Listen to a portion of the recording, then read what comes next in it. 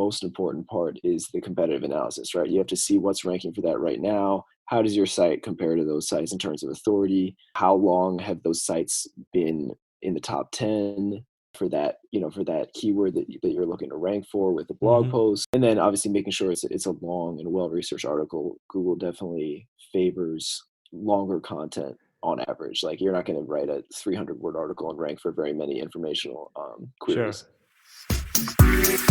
Welcome to the Winning E-commerce Experience Show, where it's all about creating a brand that your customers love so they keep coming back.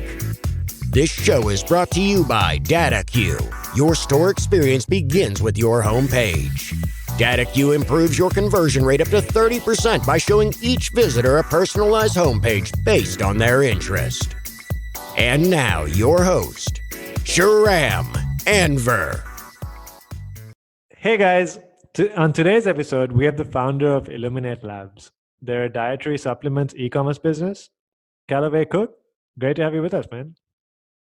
Thank you, Shahram, for having me. Yeah, listen, we just before we were talking, I really love how you started the conversation by saying that you see this whole situation as an opportunity. I mean, I know you're not being callous or anything, but it really just shows like how positively you're taking it. I love that.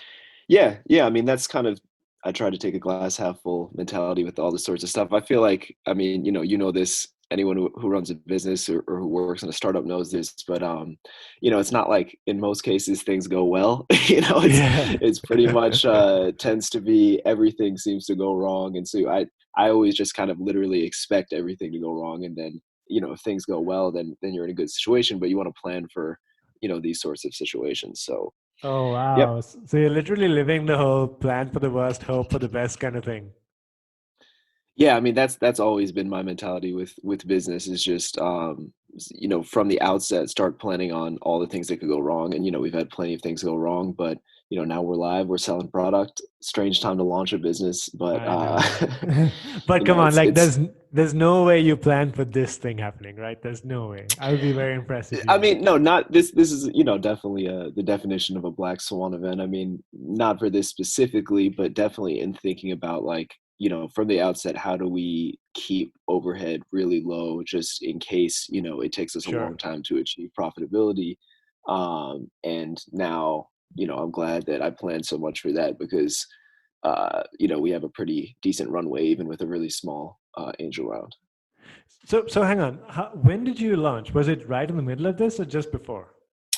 Essentially. So we were basically in beta. I know that that's, typically more of just like a SaaS term and not usually used for e-commerce, but basically like we launched.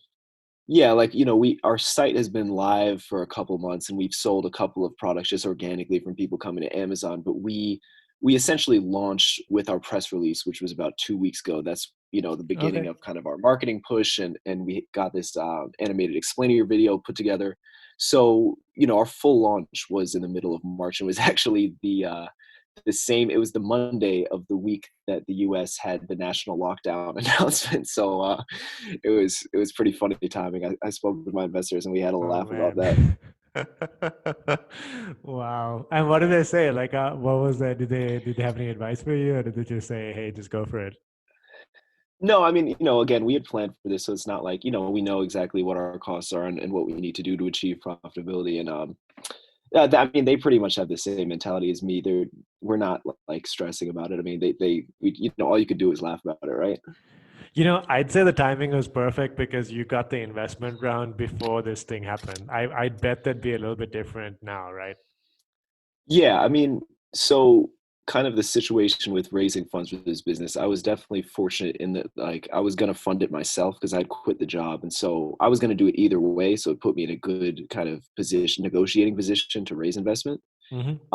But obviously, when I did raise investment, definitely offset some of the personal risk. But yeah, I mean, we were going to ideally raise another round because the round, I raised in Q2 of last year, it just went all to manufacturing and testing. I'm not taking a salary right now.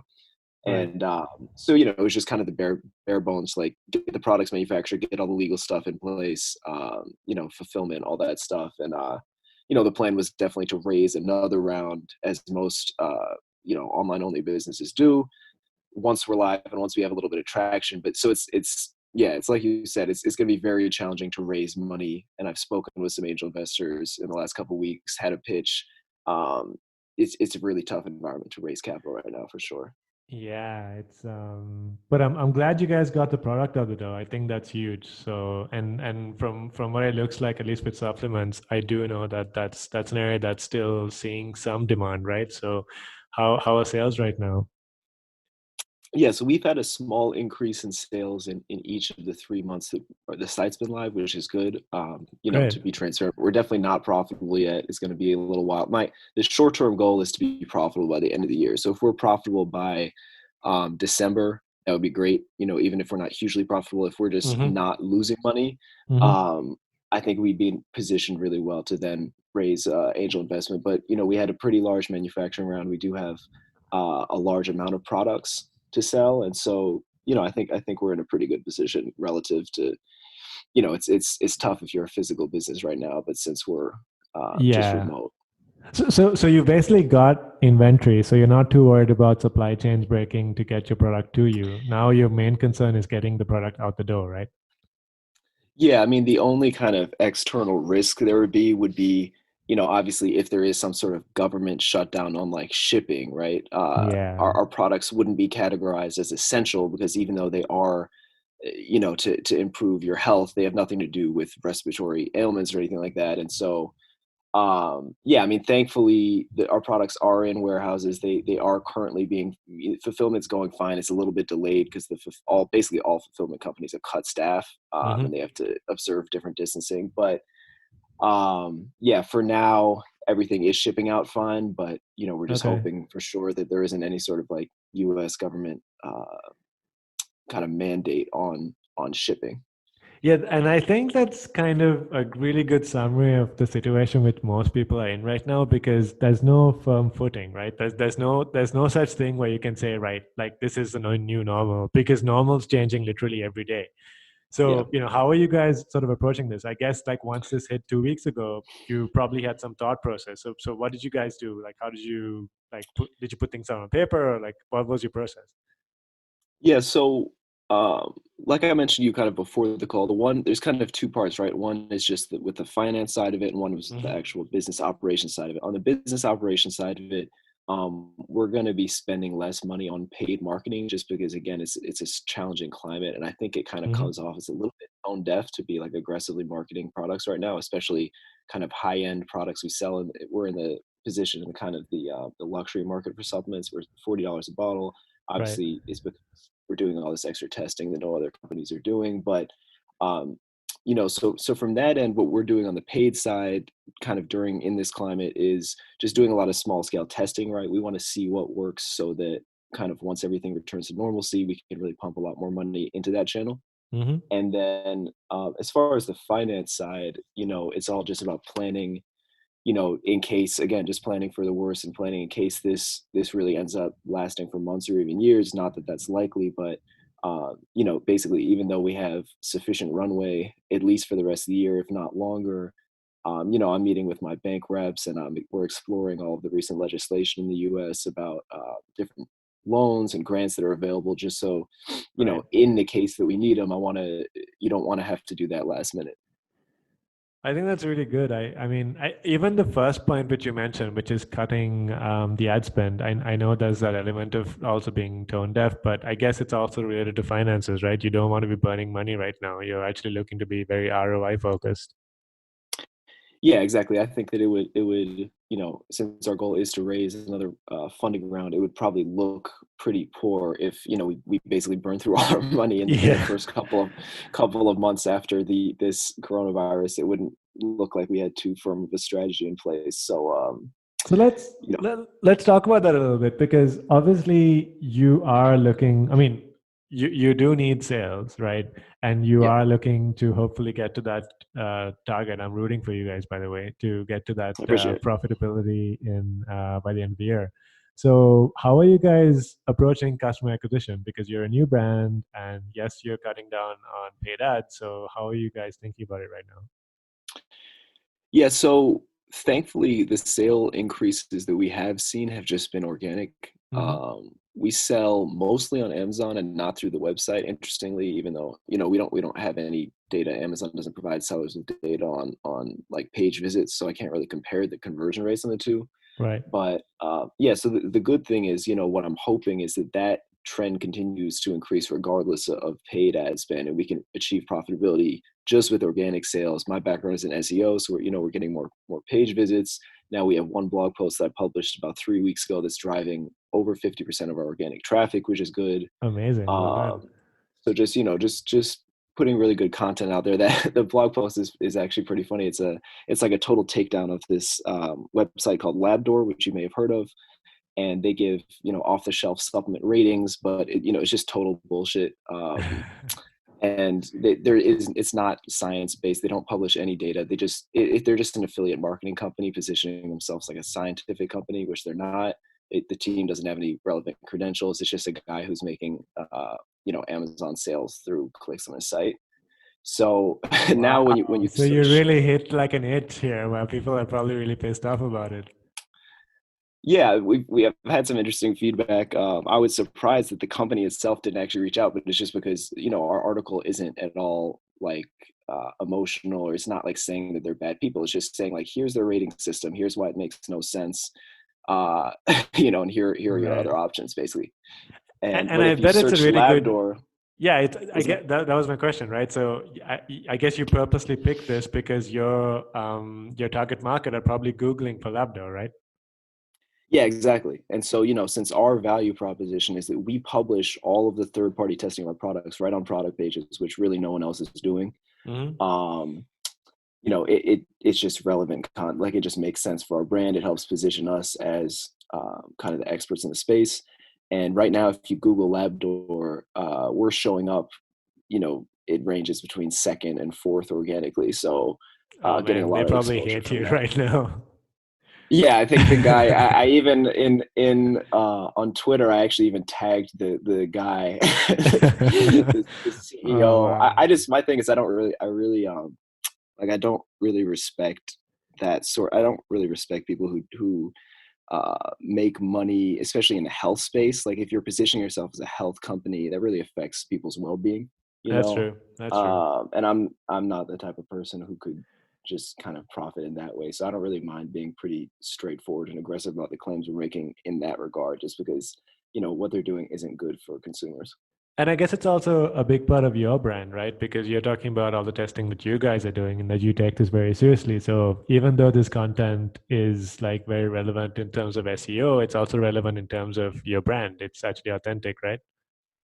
Yeah, exactly. And what I added about a week ago was on all of the blog posts, because I don't want to make the blog post too branded. So pretty much all the content, like for example, that article is Mm-hmm. about 1,400 words. It's all research based, informational. But then I just put at the end of each blog article, Mm-hmm. our YouTube, just a link, and just said, one sentence like, Illuminate Labs is the only US supplement company that tests against EU limits, something along those lines. I don't remember exact wording, and embedded the YouTube video, like our little animated explainer video, just so that people, if you're on mobile, you're probably not going to go back to the homepage and learn more about us, but there you can kind Yeah. of learn more about our brand.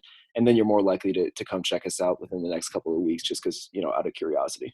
Especially since this is the page that's bringing in all that traffic, right? So I guess that video is your CTA. It's like that one thing you want people to do.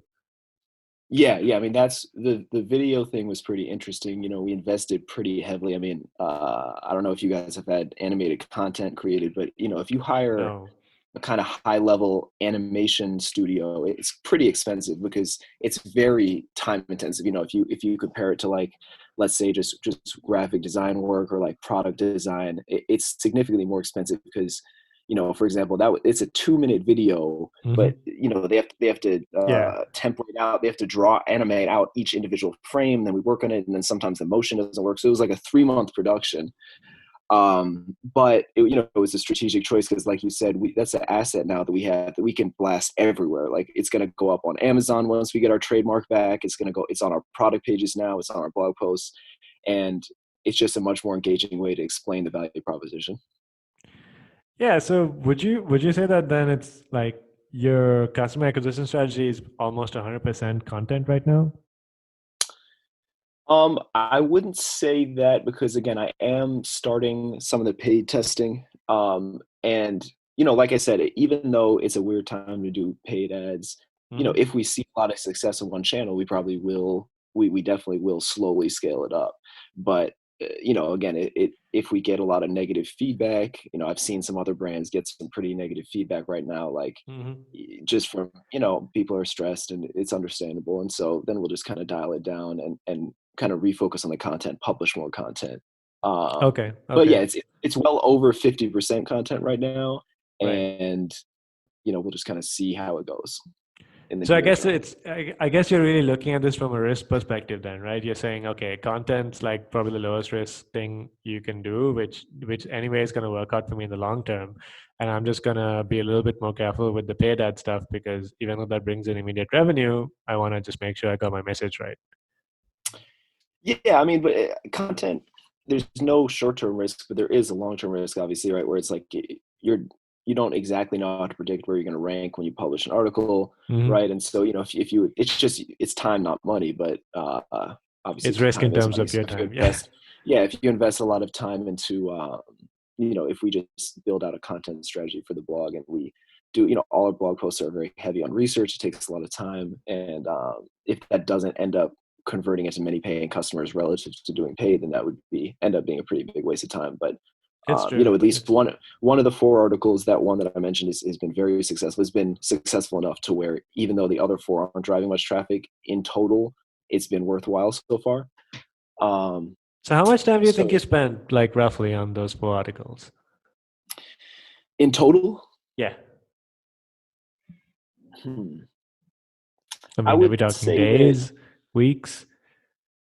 honestly, it's hard. I don't want to give you a number just because I don't think it would be accurate because it's not like done in one chunk. You know what I mean? Right. So it's not like I'll sit down for one day and then like have my team edit it immediately after and then publish it.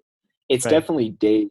It's definitely days total just Okay. because, doing all the research, even just making sure from a legal perspective, we're making, all we're doing is making factual claims. But we have to make sure that we can't be sued if the company's upset, right? That was a kind of Mm-hmm. concern Mm-hmm. of my investors, where it's like, all I'm doing, I'm not saying that this company is intentionally scamming people. I'm not speaking to their motives. All I'm saying is that here's their rating system. Here's why it doesn't make any sense.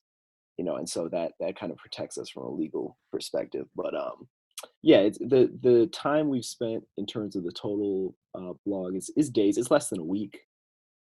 I got you. I mean, the reason I was asking you that is just really to give, people listening in a sense of what that ROI is going to look like, right? Because one of the things which we've been talking about quite a lot is, look, if you're at home, there are things that you can do right now. And I think content Yep. just fits that thing really well because I guess writing a blog post kind of gets shifted down your to-do list because you have all these other urgent things to do. But now that you have time, this could be something which you can actually finally start doing.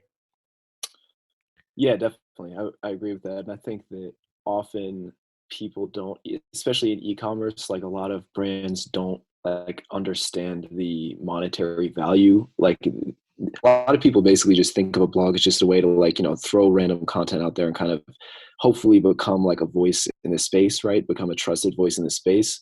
Hmm. But it's going to be a massive waste of time if there's no strategy behind it. So like my whole background is in SEO. So like, there was keyword research involved before publishing any of these articles, competitive analysis. Like, if you just throw up an article and it doesn't rank for anything, then it's just a waste of time. But if you do it And in a strategic way, was yeah, that, no, and trust me, I mean, I've done the exact same mistake, so I yeah. totally feel what you're talking about. And it's, it's an imperfect science. I mean, like I said, even two of our articles that I thought would, should be ranking pretty well, just aren't, and they're barely getting any organic traffic. Um, And so, it's there's no perfect way to estimate how you're, unless you're like CNN, to estimate how you're going to rank. Um, even if you have a well optimized article. Well, maybe let's talk about some guidelines because there's obviously things which you did to try to increase. I mean, let's put it this way: it's obviously not a science, so you can't just predict up front that this article is Yep. going to be successful. But there are things that you can do to make the probability of being most successful higher, right? So, I mean, Yeah. things like, I guess you try to be more specific with your keywords and then try to be authentic to your brand and things like that. Can you just talk us through your thought process on how you formulate these titles and the content, just so that anyone listening in can try to do the same thing? Yeah. I mean, it's less honestly in 2020 about kind of like keyword stuffing and titles, and it's more just about are you a relevant company to be the voice for that content, right? Because I could write a Mm-hmm. really well researched article on bond investing, Mm-hmm. but Google recognizes that we're a health e-commerce site, so it would never rank even if I did a bunch of research for it. Mm-hmm. um, and then obviously the most important part is the competitive analysis, right? You have to see what's ranking for that right now. How does your site compare to those sites in terms of authority? um, how long have those sites been in the top 10 for that keyword that you're looking to rank for with the blog Mm-hmm. post? Mm-hmm. And then obviously making sure it's a long and well researched article. Google definitely favors you know longer content on average. Like, you're not going to write a 300-word article and rank for very many informational Sure. queries. Are there any tools you'd recommend to do the competitor research that's kind of good for people on a budget right now? On a but you can use most of the third-party SEO tools. They have free trials if you're just going to work for a week or two on this. Mm-hmm. um SEMrush is good, Ahrefs is good, but they're really not perfect. And like, I don't even spend money on their paid versions because even if you know the relative authority of your site relative to other sites that are ranking right, the question is, it still really doesn't predict that well whether you're going to rank right, at least for Right. terms that you would want to rank for. So you can know when you won't rank. Like, if I'm trying to rank number one for a term that Healthline specifically put an article out for, a Healthline is like the most uh, authoritative health site, basically. Like, Right. I know I won't rank number one for that. But if let's say there's a somewhat weak landscape for an article I want to rank for, it's still just very challenging to know whether, am I going to rank number 2, am I going to rank number 12, which would be useless, Mm-hmm. am I going to rank number 12 but then invest time and resources into like then boosting the ranking from there. um, so I personally don't, again, I don't spend money on any SEO tools, even though my background's in SEO. I Mm-hmm. think that for content specifically, you just kind of have to test and just see what works. I mean, that's a pretty damning assessment on the tools, I guess, like someone who's already in it. Well, But they're good for other sure. reasons. I'm not saying that those tools aren't like at. I previously worked at an SEO firm and No, like I we use got you. those I tools got you. all the time. But it just, yeah, just for content specifically, and there might be tools Yeah. that I'm not aware of, but for content specifically, I haven't found like the biggest industry SEO tools to be useful.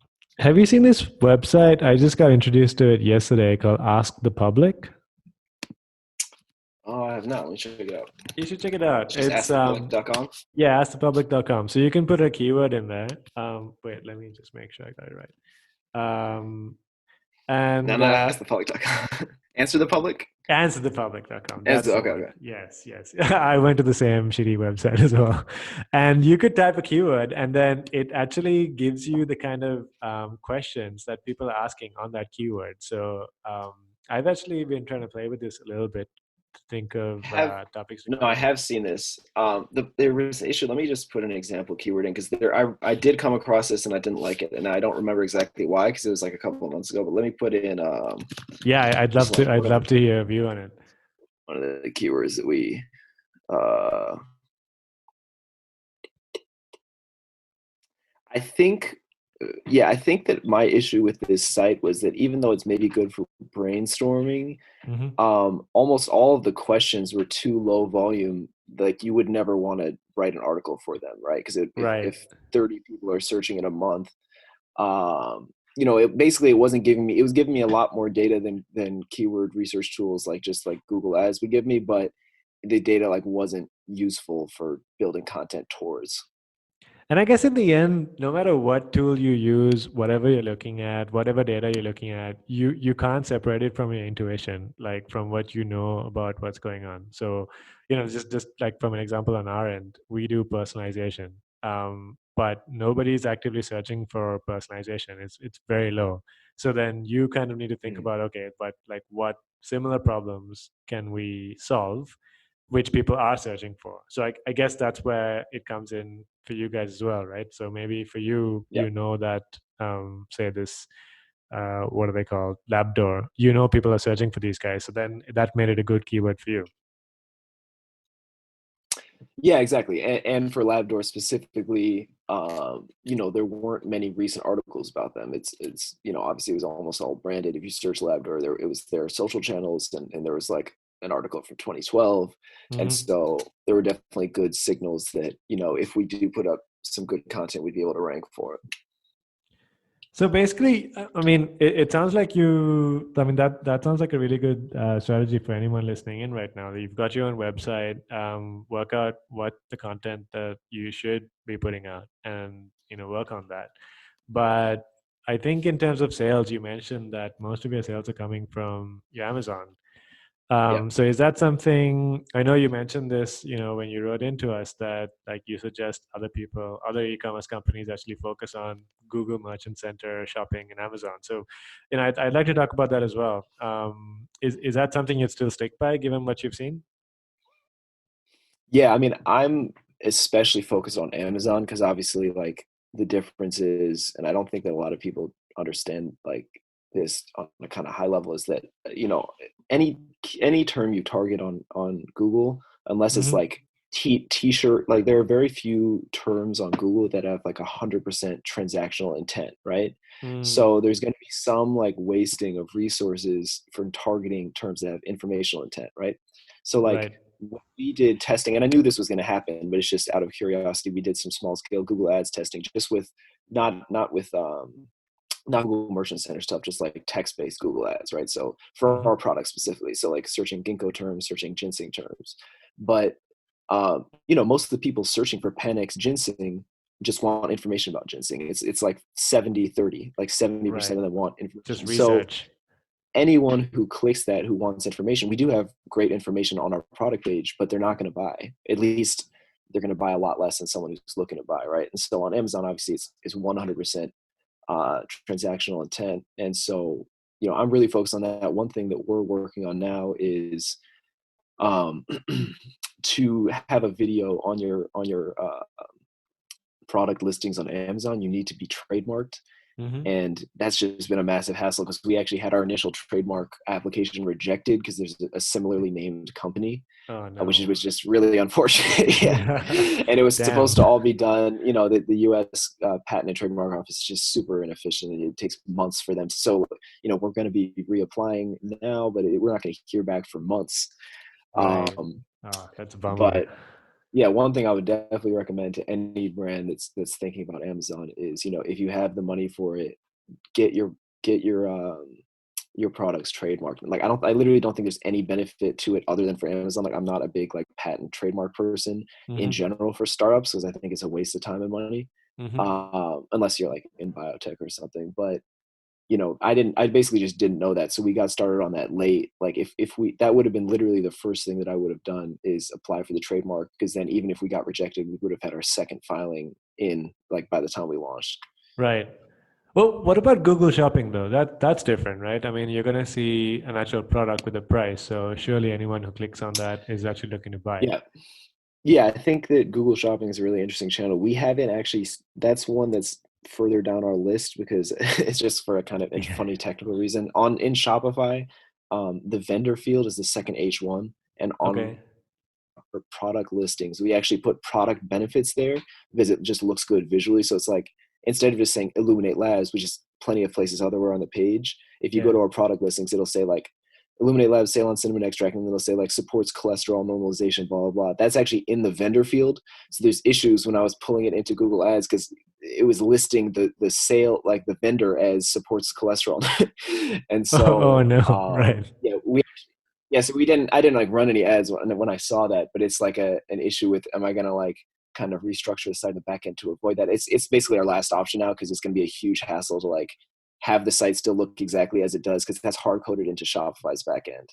And so, yeah, so I don't really Mm. have any relevant insight into, I don't have any personal experience using Google Shopping ads.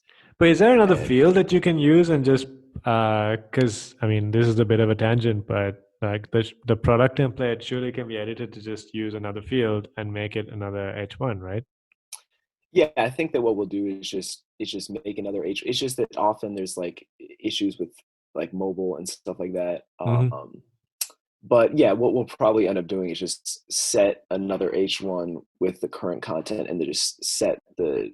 We would have to like set the vendor field with the relevant, just with the brand name, and then like hide it on the product pages. It's not like the end of the world. It's just like, since we don't know which paid channel is going to be profitable anyway, I'm just like that. Now we're testing Reddit. That's going to be like the fifth one. Um, I gotcha. And just I mean, I think I guess it's sort of like if you didn't have this problem, you'd be on Google Shopping right now. Yeah, but I'm testing them sequentially anyway. So Hmm. it's not like since I'm testing them one by one, if there's one with a minor issue and I don't have any reason to believe that one channel is going to be more profitable than the other, that's why I just put it off, because it's like I might as well just test Reddit first anyway. Right, right. So I guess in the end, like you to build a business, you don't want to be too, let's say, dependent on third parties, right? So would it be fair to say that you're looking at Amazon and Google Shopping and all these other guys just to get your revenue coming in because you've just launched, but your long-term focus is to build traffic on your website? Yeah, definitely. Yeah, I definitely see the value of SEO, just because that was my whole background, and there's nothing more sustainable than it's a $0 spend, right? So Yeah. if you're profitable just from organic search, that's like literally the best case scenario. But it's really hard, and obviously you're still dependent on Google, right? Because, for example, like I'm sure you saw the change that was just made on in the SERPs, like in the last Google algorithm a couple months ago, where now the featured snippet that would show up on the top of organic search Hmm. isn't also the first result. And so Hmm. that has like a huge impact. There were companies that were obviously ranking for both, and now they're only ranking for one. And so there's all these sorts of things. And obviously, it's Google's intent to make more money. They keep putting more ads in organic search. Voice search is making organic search less profitable, and so even SEO is, you're really dependent on Google and Bing. I mean, at the end of the day, I don't think you can be 100% like avoid them. It's just I think in the internet Yeah. world, Google and Facebook are just absolute planets. So you just need to try to reduce your dependence as much as you can. But I don't think you can be self-sufficient, if that makes sense. I mean, you can get a lot of direct traffic. There's definitely brands that I've worked with that have gotten just enough direct traffic to, and that's like a very unlikely. It's not very unlikely, but that's It's like a hard. best case scenario basically that most brands aren't going to achieve. Yeah, But I mean, you need a very easy to remember brand, and but I mean, it's awesome if you can do that. The reason I was asking you this is because one of the impacts of the pandemic is that suddenly online is the only way to sell, yeah, and you've got a whole bunch of local businesses who currently just have zero foot traffic because they've just had to shut down. So I'm just trying to tie that back to what we've been talking about, and I but the think a thing whole to bunch. keep in Go ahead. mind, I was just going to say, just really quick, if there's any local businesses listening or anything, the key thing to keep in mind though is that you're never going to rank for anything if you just launch your site. I mean, you have to build a site authority, which takes months, if not years. So Oh unless yeah. it's like a super, super niche thing, you're going So to have to be that was creative and actually commercial. where my question was going. So I was going to say, Okay. look, because they are all trying to build websites right now. So I was just asking, do you think it just makes sense to go directly to Amazon in their point of view and just like list their products there? Because now then you've kind of ticked the box of being online and you've hopefully getting some sales, and then maybe you can get the website out and like work on that as a side project. How would you think about it if you were in their shoes? If I was like if I was like a local physical product business, like selling products. Exactly, exactly. And like now there's no sales and you want to go online. It sounds like Amazon and would be a good way to go, but what do you think about it? Yeah. Yeah. I mean, I would get set up on Amazon. Definitely. I agree with you before anything else. Because they already have that whole infrastructure. Like you could be selling products the day after your listings go active on Amazon. Whereas, very unlikely that without spending a lot of money, you'll be selling through your website immediately. Um, so yeah, I would sell on Amazon first. I wouldn't even worry about fulfillment at the start. I think like even we got too worried about fulfillment at the start when you could really fulfill. We couldn't with the amount of product we ordered, but a lot of companies like they sign up for fulfillment at the start, and that's like the biggest overhead, right? When you could just ship, if Hmm. you have your products, just ship from home until you're doing, 100,000 a month. There's no Right. point in spending a bunch of money on fulfillment and outsourcing it when you don't need to. Yeah, especially in a time when you want to hang on to every dollar you can, right? Exactly. Yeah. Yeah. So in that case, if they do that, and then maybe they can build a web presence just so people can Google you. I guess even if you've got your products on Amazon, people might still Google you, especially if you've got a unique product or something like that. So I guess it still pays to have some kind of online presence outside Amazon, would you say? Oh, 100%. Yeah. I mean, you would want to, you certainly should have had a website before. uh, but yeah, you want to have a web presence and, you don't really need to hire anyone. I mean, you could build a WordPress or a Squarespace site. There's no need for a custom build if you're a small business. Yeah. Um, And then you've got this, I think quite a few companies who have been online, they have been selling, and they're seeing a dip in sales. Obviously, I'm not thinking about the companies that are doing maybe home office or groceries that are maybe mhm. doing very, very well right now. But the ones who are seeing a dip in sales, um, again, I guess SEO is not really the thing to go for right now because it's not very fast. So again, maybe that's something that they could also try where they try to put their products in more channels like Amazon. Yeah. I mean, if you can get onto any kind of wholesale sites, like for example, I obviously know the ones in the supplement space the best because that's the site I'm in. But for example, like there's a company called iHerb, IHERB.com. You might have heard of them. They ship internationally. Hmm. And they're just a big vitamin wholesaler, right? So if you're a small vitamin brand, we actually haven't reached out to them because we want to own everything for now, but that might change. But Hmm. if you're a small vitamin brand right now, it's like you might as well reach out to those sort of third party wholesalers because if they make an order with you, it's going to be a big order. Especially for a Right. small company, it might not be big for. It depends on how large your company is, but for a lot of businesses, if you get a $20,000 order, that would make a huge difference. Absolutely. And then the other thing which I've been thinking about quite a lot is how you approach this situation, given that it's clearly not going to be weeks. I mean, I think we all hope it is, but I think the writing's on the wall. It's going to take a little longer. Are you thinking about changing the messaging around your product at all to fit what maybe people are worried about? Again, I'm not sure exactly what you would do about supplements, but so I'll give you an example, right? So I was talking to someone, I think a couple of days ago, where they do stationery, and then they realized that hey, we can just make this new batch of stationery that's much better for people stuck at home, so they could parents could doodle with their kids, or maybe artists can doodle on the stationery. So kind of changes the message, but very similar product. Is that something which you guys have been thinking about? It's something we've thought about, but we're not really going to change what we're doing because, like with health products specifically, you don't want to be one of those companies that's like making false claim. There's a lot of companies Yeah, now that's where if you true. go on Amazon, you'll see like supplements claiming to Oh no, help yeah, with that's true. COVID or even more generally to like boost your immune system, quote unquote, when there's no evidence that they do so. So I think that like for us, what's good is that our value proposition is so clear. It's that we're not based on marketing and on like girls on Instagram holding the bottles. Like we publish all this extra testing on the product pages, and that doesn't change, regardless of the circumstance. And so, we definitely are kind of lucky in that regard where I don't think we need like any sort of pivot.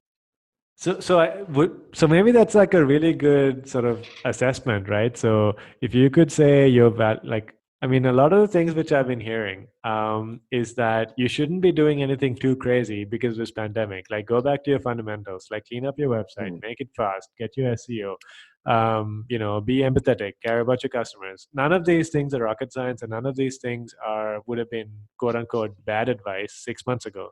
So if you find yourself having to do a complete pivot and make outlandish claims, then you probably should rethink what you're doing, right? Yeah, I mean, I think that the companies that are making outlandish claims. It's just like kind of desperation thing. They, probably won't survive this period anyway. It's not a sign of like a sustainable company if you're Correct. trying to grasp at straws, during this sort of time. And I think it's a good point as well, the fact that like you should also be cognizant of the industry you're in. So the fact that you guys are in health, I think it means there's a very different level that you need to be in terms of how clear you are. Whereas say somebody who's selling stationery, I think that's something where you can have a lot more flexibility on Yeah, how you yeah, present yeah, your product, exactly. right? So Yeah, yeah, anyone for listening definitely. in, yeah, Um, no, I know. I'm just saying, like someone listening in, you should also just yeah, be aware of the industry that you're in. So I think that's really good that you guys are like so clear. No, we're in health, and this is like what we can do or we can't. But that's obviously going to be different for every industry. So you should be aware of the industry that you're in and figure out like what levers that you have to, adjust. absolutely. Yeah, that's a great point.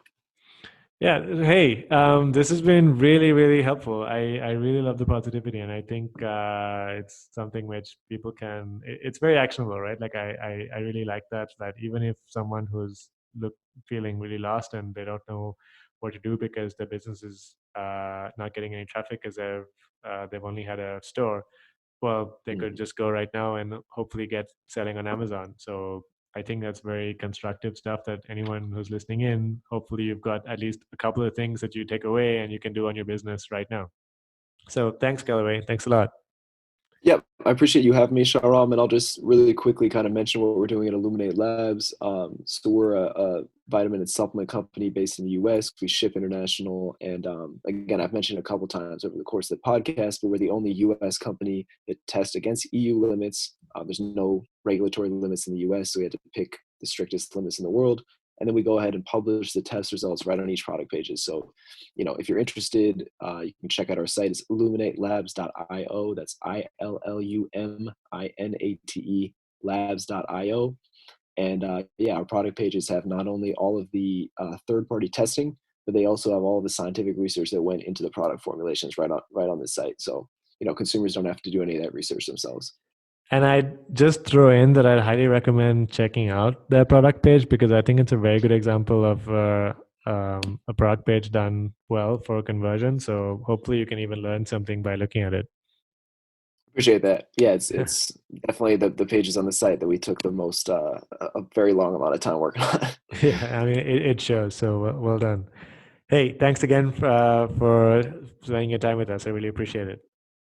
Yep, thank you for having me, Shahram. It was nice to meet you. You too. You're still here, which means you definitely enjoyed that conversation. This is a special COVID-19 e-commerce miniseries to help small business merchants out there get prepared. We're doing a lot more of these, so be the first to know whenever there's a new episode. Just follow DataCue, that's DATACUE on Twitter, Facebook, or LinkedIn. Stay safe out there, everybody. Till next time, this is Shahram.